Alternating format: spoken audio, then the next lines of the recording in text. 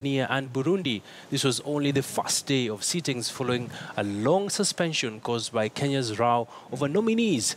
Members are demanding that the two countries withdraw their candidates for the position of speaker so that the post can rotate to other countries.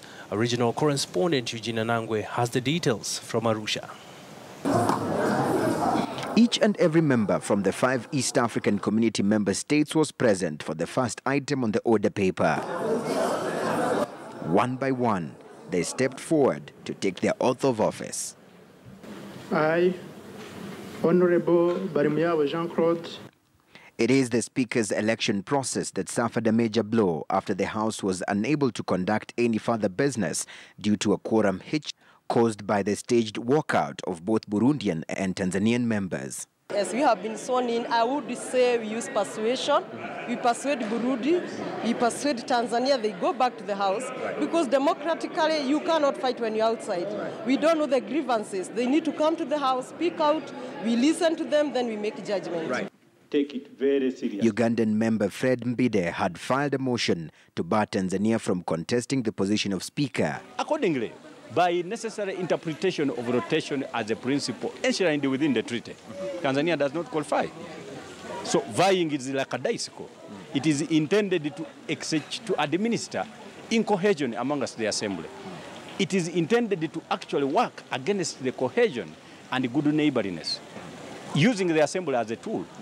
And Tanzania needs to now be told in no uncertain terms that unlawfulness and illegality shall not be accepted on the floor of the House.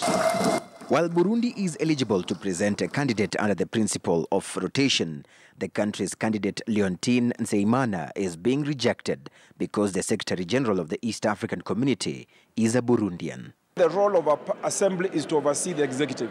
So when you have a speaker from the same country and the Secretary General is from the same country, there will be issues of conflict of interest.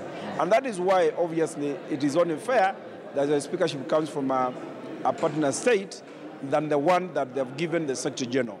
They should have elected the speaker, then now deal with quorum issues when you are dealing with a motion. Because quorum all over the world is used to frustrate. You want to ensure that a particular business does not succeed. Yeah? Because you can create an environment that that business doesn't succeed. So that when a new business in the order paper is put in place, you can come and prosecute that business. But you cannot frustrate the House being there, because it has to be there first, then you can frustrate businesses using quorum.